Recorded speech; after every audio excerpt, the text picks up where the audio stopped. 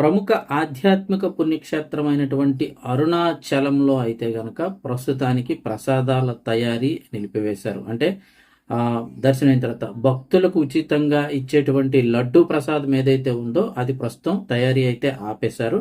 ఎందుకంటే మనందరికీ తెలుసు, దేశవ్యాప్తంగా ఎల్పిజి కొరత అయితే కనుక చాలా తీవ్రంగా ఉంది కాబట్టి చాలా ప్రాంతాల్లో ముందుగా గృహ అవసరాలు ఏదైతే ఉందో ఇళ్లలోకి డొమెస్టిక్ సిలిండర్స్ మాత్రమే సప్లై చేయాలని ప్రభుత్వం ముందు ప్రాతిపదికనైతే కనుక ముందు వాళ్ళకే ఇవ్వాలని చూస్తుంది. ఇటువంటి సమయంలో కమర్షియల్ సిలిండర్లు అలాగే మరికొన్ని సంబంధించిన ఈ గ్యాస్ సిలిండర్లు అయితే ఆపుతున్నారు. అందులో భాగంగానే ఇప్పుడు అరుణాచలంలో ఎల్పిజి గ్యాస్ కొరత వల్ల ఈ లడ్డు ఉచితంగా ఇచ్చే లడ్డు ప్రసాదం తయారీ అయితే కనుక నిలిపివేశారు. మరి ఎప్పటి నుంచి మళ్ళీ ఇది సప్లై చేయొచ్చు అంటే ఎప్పటి నుంచి ఉచిత ప్రసాదం పంపిణీ చేయొచ్చు అని చూసుకున్నట్టయితే భక్తుల నుంచి విపరీతమైన డిమాండ్ వస్తుంది ప్రసాదం కావాలి అని చెప్పేసి.